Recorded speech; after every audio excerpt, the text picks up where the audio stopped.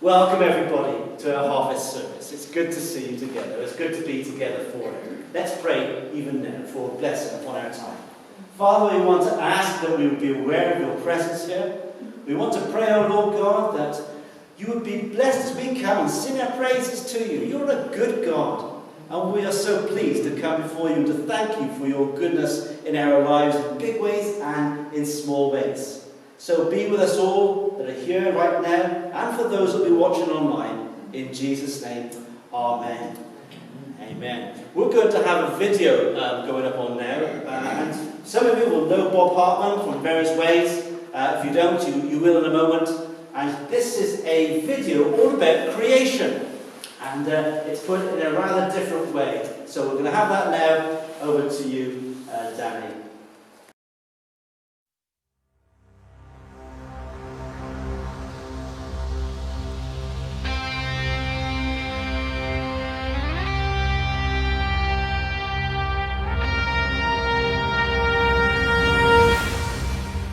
There was nothing at first. There was nothing but God. No planets, no mountains, no chickens, no cod. Then God said the word, and like that, there was light. The light he called day, and the dark he called night. And then God said water, and the water there was. The waters below and the waters above. And just like a canopy way up on high, the bright baby blue and the white cloudy sky. When God said gather the waters below, washed into the seas with a tumbling flow, and left behind dry land, the dark fertile earth, where flowers and trees and fruit came to birth. Creation, it's a beautiful world. Creation, it's a beautiful world. God spoke into being the sun, stars and moon, the morning and evening and nighttime and noon, light for the darkness and light for the day, to mark up the seasons as the years pass away. Now fill up the ocean, said God, gurgling fish, fin, tail, tentacle, answered his wish. When he cried bird, sky full reply, with a squawk and a swoop, and a duck and a dive. Creation, it's a beautiful world. Creation, it's a beautiful world. Creation, it's a beautiful world. Creation, it's a beautiful world. When God brought their names, the wild beasts appeared. Now cattle, said God, now sheep took the shear. Now animals big, now animals small. Now creatures who slither and skitter and crawl. Then with a small bounce and women and men, made in my image and made to be friends, made to make babies, sweet boys and girls, made to take care of my beautiful world. Creation, it's a beautiful world. Creation, it's a beautiful world. Creation, it's a beautiful world. Creation, it's a beautiful world. When he finished his most artist shit, God looked at his work and he said it's all good. And when he had finished, as most artists do, he rested and blessed that day of rest too.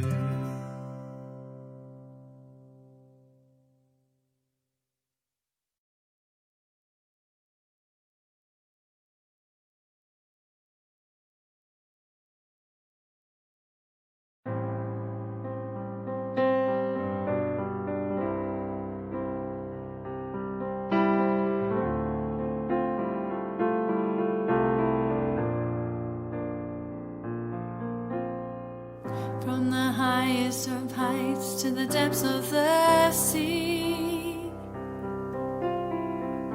Creation's revealing your majesty.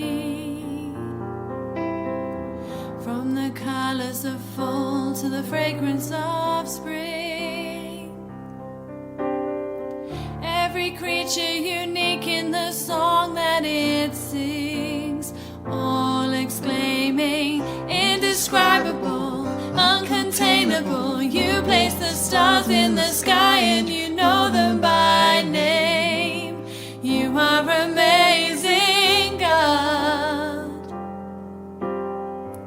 All powerful, untamable, awestruck we fall to our knees as we humbly proclaim. You are amazing, God. Who has told every lightning bolt where it should go? Or seen heavenly storehouses laden with snow? Who imagined the sun and gives source to its light, yet conceals it to bring us the coolness of night? None can fathom, indescribable, uncontainable. You place the stars in the sky and you know them by name. You are amazing, God.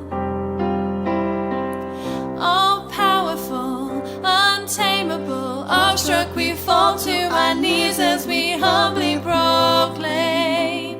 You are amazing, God.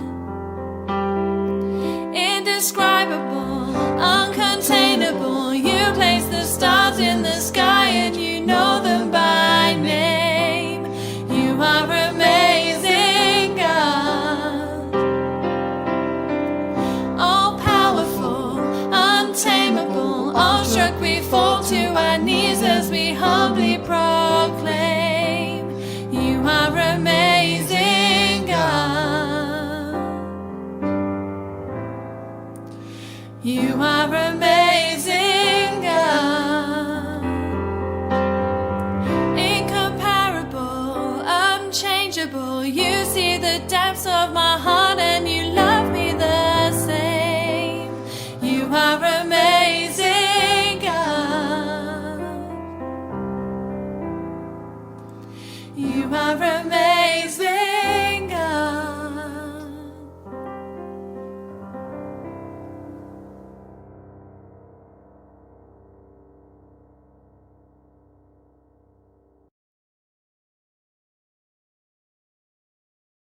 That same day Jesus went out of the house and sat by the lake. Such large crowds gathered around him that he got into a boat and sat in it, while all the people stood on the shore. Then he told them many things in parables, saying, A farmer went out to sow his seed. As he was scattering the seed, some fell along the path, and the birds came and ate it up. Some fell on rocky places, where it did not have much soil. It sprang up quickly because the soil was shallow.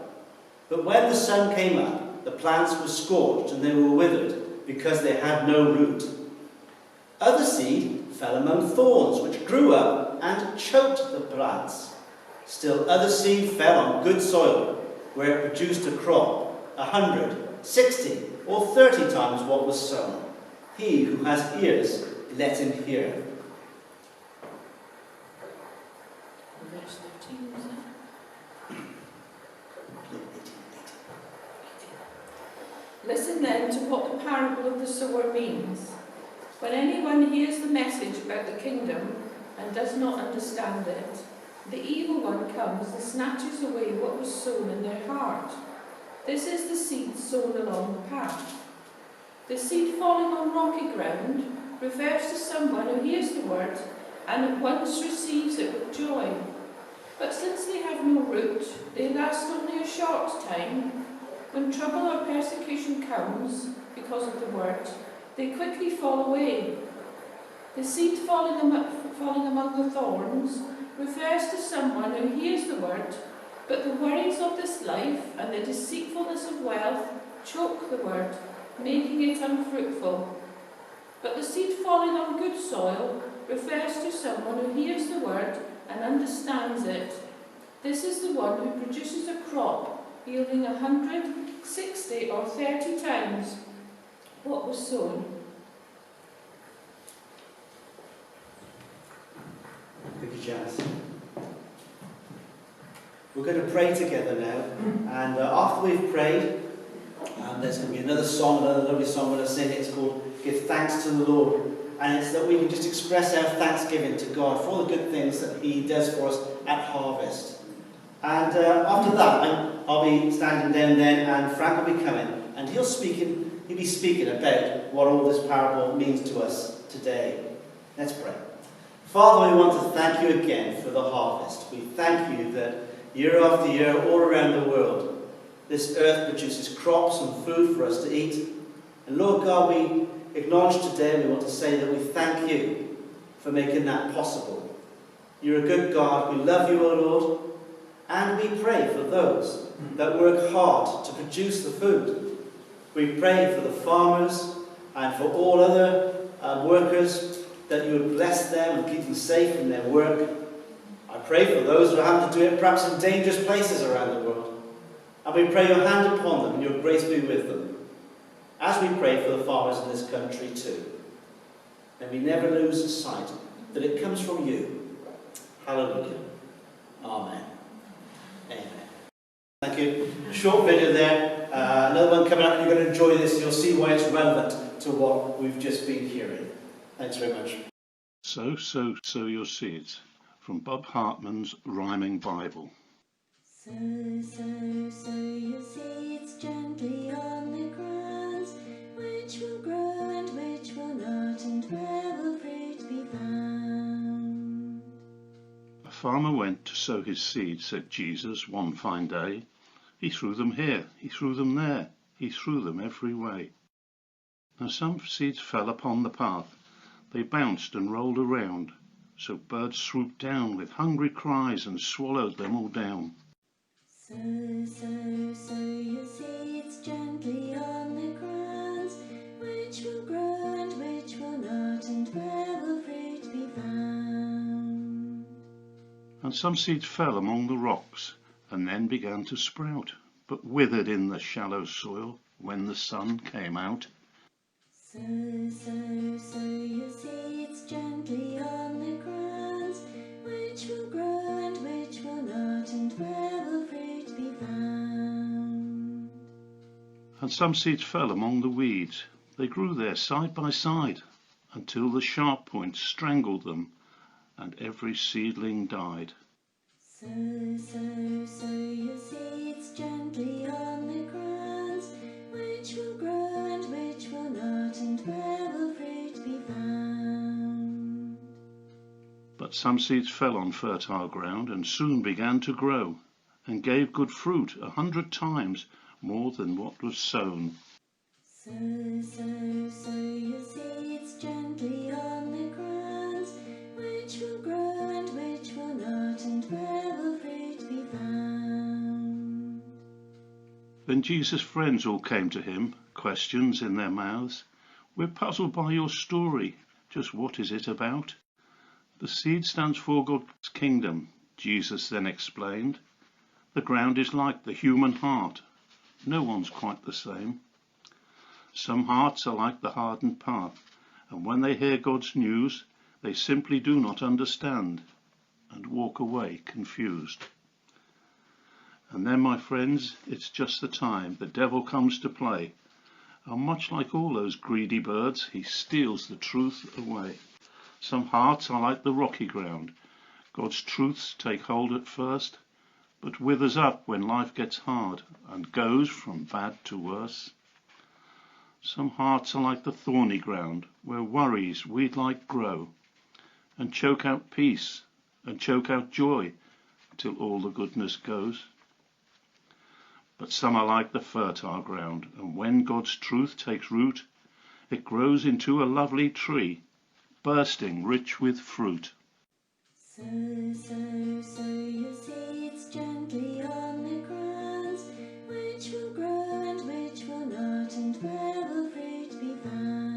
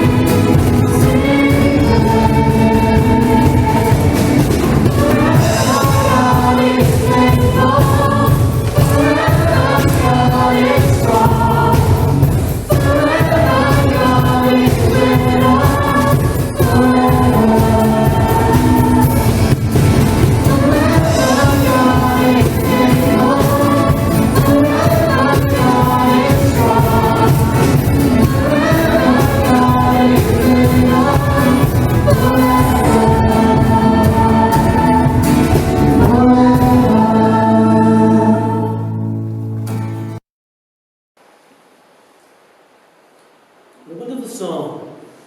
It uses the same phrase over and over again. But isn't it lovely? His love endures forever. And that's whole eternity. It's forever. And we'll know His love forever. That's great, isn't it?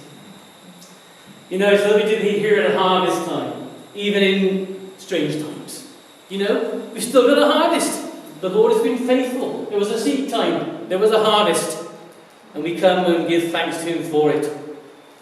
You know, as human beings, we are created for harvest. I thought Bob Hartman put it wonderfully well in that first video we saw.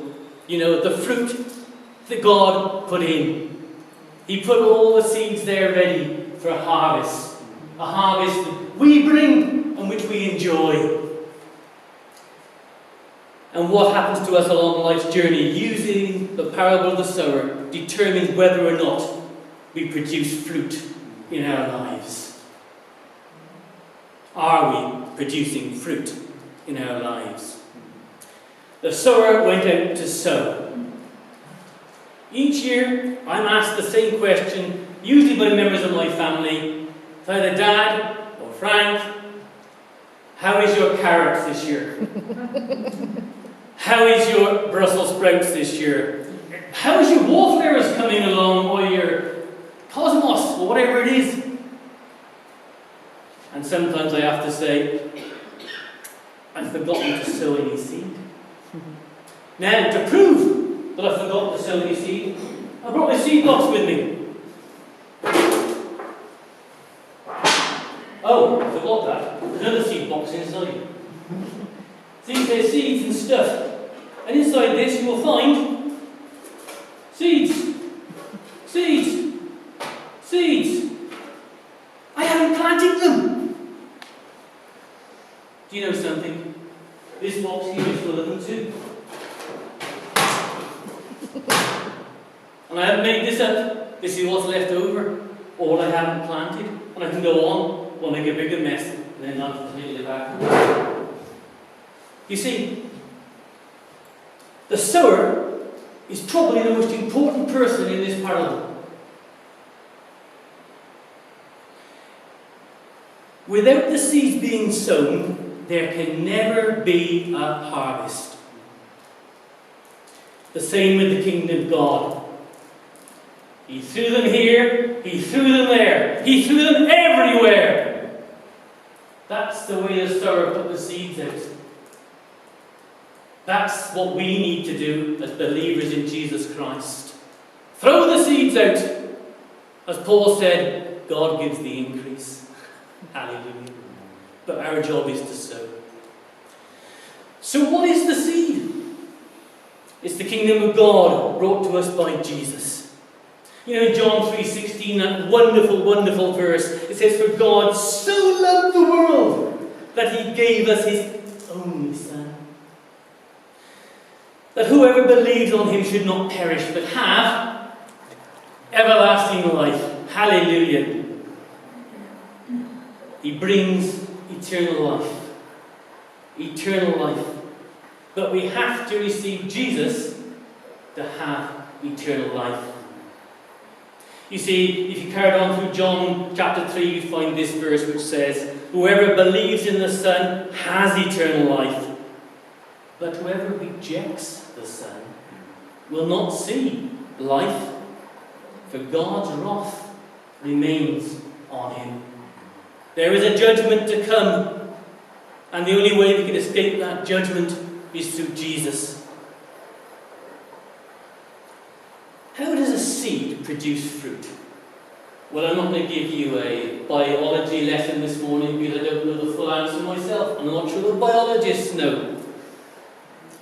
But you know, the seed produces fruit by being sown in the ground and dying. You never get back the seed that you put in the ground. Ever. So it's not our problem to sort out the seed that goes in the ground. That's God's. That's where the Holy Spirit works. But Jesus said this of himself. He said, "Unless a grain of wheat falls to the ground and dies, it remains only a single seed. But if it dies, it produces many seeds." That's great, isn't it? So you see, Jesus is the seed. Jesus is the seed. That's the seed we have to plant. We have to sow Jesus everywhere we go. Jesus now, Jesus tomorrow, Jesus every day. To our family, to our friends, to our neighbours, to the ones we don't know, to the ones we don't like.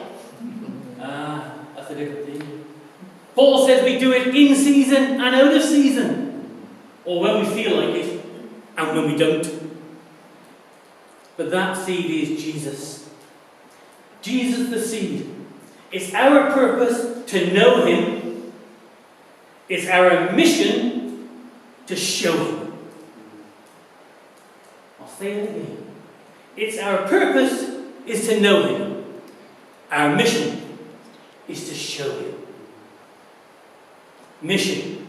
2 weeks' time, we're coming to mission. Be there. Be there. So you can learn to sow seed in the kingdom of heaven.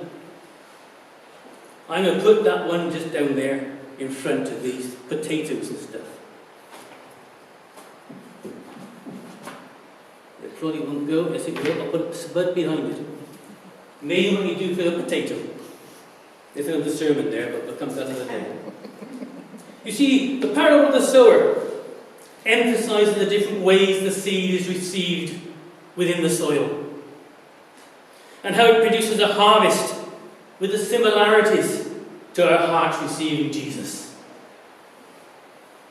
And we are all, as Hartman said, different. Our hearts are different. I don't know where your heart is this morning. Nor do I know where your hearts are in your own homes this evening, you're watching this. But your heart will come into one of these 4 places. You see, that seed of Jesus has to go into your hearts. And your seed can be in various places. It can be, first of all, it can go on what we call the path, the hard part of life. You can be very hardened to the things of Jesus Christ and say, no, that's not for me. I don't want anything to do with Jesus. Nothing whatsoever. And you become like Teflon. The seeds bounce away. And before you can grab them again, the devil's taken them away altogether. They're stolen from you. So those are the stolen ones.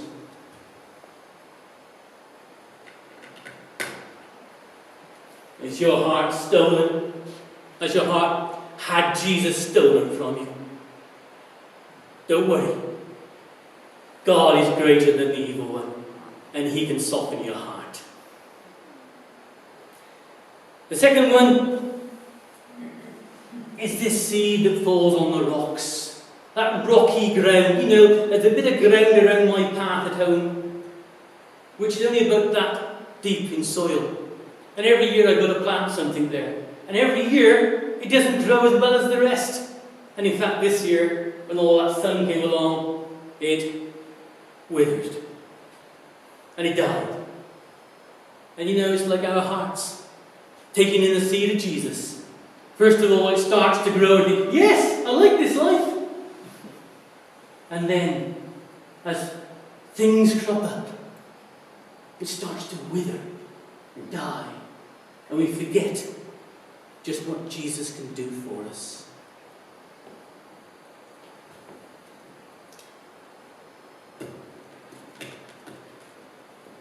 You see, it's a bit higher on the path because Jesus did live a little bit within those hearts. And the third one, Jesus said your heart can be like when Jesus falls into the thorns. You got weeds in your garden? I've got lots in mine. Yes, and as much as they take them out, they still seem to grow faster than the other plants, don't they? You know, you sow your seeds, and up come the weeds with them, and you know that part of the garden is never ever going to quite produce the same sort of plants as the others do. It's the same with Jesus. When Jesus is sown into some people's hearts, it fights to actually live there. It gets choked by the cares of this world. Choked by all the things that are coming in. And we forget Jesus.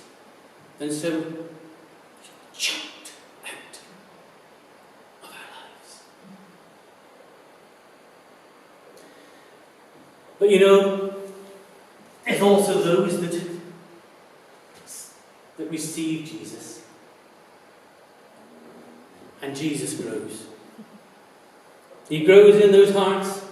They're full of praise, they're full of joy, they're full of love, and these people see the Lord Jesus Christ. It's as if the Holy Spirit lives through them. Hallelujah!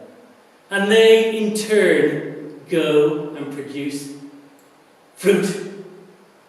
That fruit, which eventually becomes Jesus in them, their hope of glory, which they then, in turn, sow again, until the whole cycle goes on again. Let me tell you something.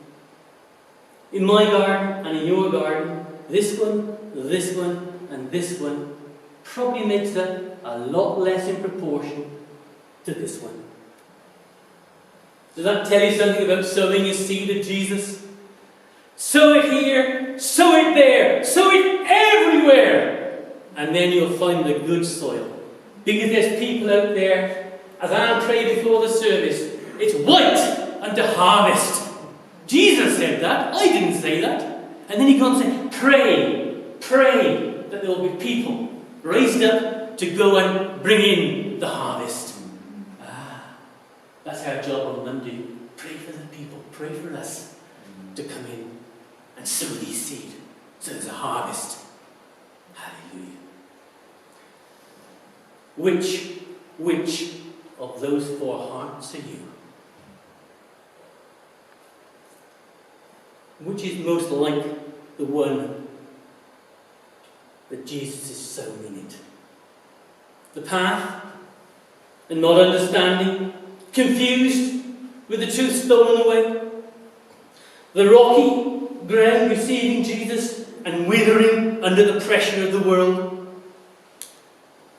The thorny ground, choked by troubles and things of this life, losing the initial peace and joy that Jesus brought. Or are you good, fertile soil, bursting rich with fruit? I love that phrase of Bob Hartman's. Bursting rich with fruit, wanting to witness for Jesus. You know, you can count the number of seeds in an apple. You can open an apple up, count every single seed within it. But you can't count the number of apples in a seed. Think about it. I'll say it again. You can count the number of seeds in an apple, but you can't count the number of apples in a seed. Sometime in the 1920s, I would think it was, a Sunday school teacher in the States had a Sunday school class. And a little boy by the name of Billy gave his heart to the Lord Jesus Christ. She could count the number of people in her class, but she had no idea that that Billy would become Billy Graham, who would preach the seed of Jesus into the hearts of millions of people. You may only ever get your seed into one person's heart, but how important that heart might be.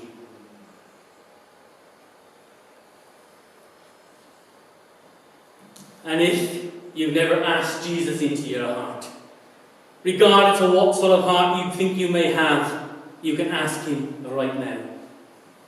I did this when I was a young lad. There's that same old little song which I sang then. It was simply this: come into my heart, come into my heart, come into my heart, Lord Jesus. Come in today, come in to stay, come into my heart, Lord Jesus. I'm going to say that slower, so that if you want to, you can say it after me. And that will start you on the road to receiving Jesus into your heart. And you may well have a heart which is like a rock, but he will soften it. You may have all sorts of cares in your life, but he'll take those away. You may have a heart which is like a rocky ground, but he'll make sure that the devil doesn't come in and take away your joy. You may already have a very soft heart, ready to receive it. Hallelujah. Do receive Jesus. Take him as your Saviour too. And you will receive eternal life. Here's that little prayer again. Come into my heart. Come into my heart. Come into my heart, Lord Jesus. Come in today. Come in to stay. Come into my heart, Lord Jesus.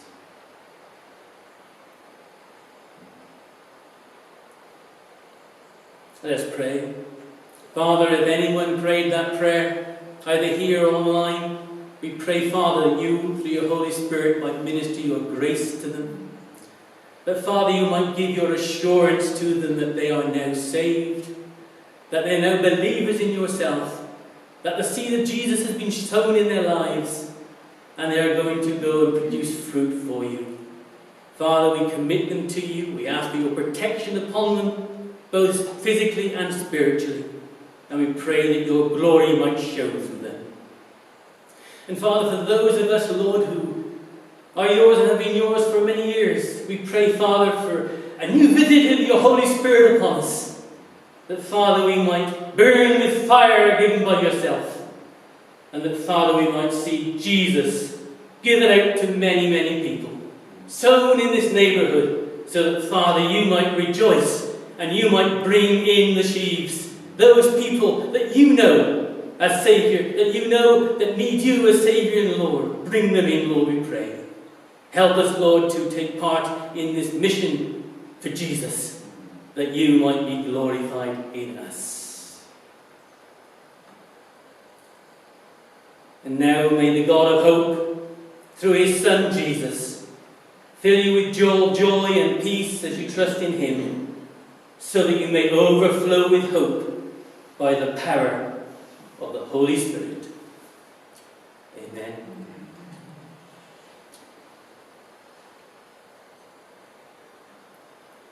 To close with, we're going to sing a little song which I've chosen many times over the last few weeks. It's When the Music Fades, because it has that wonderful line in it which says, He, that's Jesus, he's looking into my heart. And he's looking into your heart. He knows exactly the condition of your heart. He knows what it means for the seed to fall into it. He knows what that seed can do to you.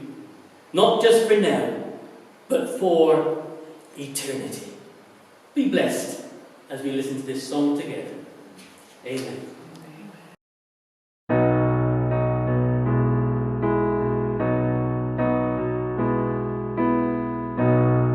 When the music fades, all is stripped away, and I simply come,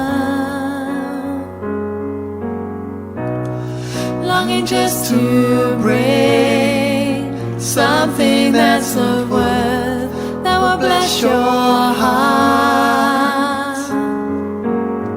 I'll bring you more than a song, for a song in itself is not what you have required. You search much deeper within, through the way things appear. You're looking into my heart. I'm coming back to the heart of worship, and it's all about you. It's all about you, Jesus. I'm sorry, Lord, for the thing I've made it. When it's all about you, it's all about you, Jesus.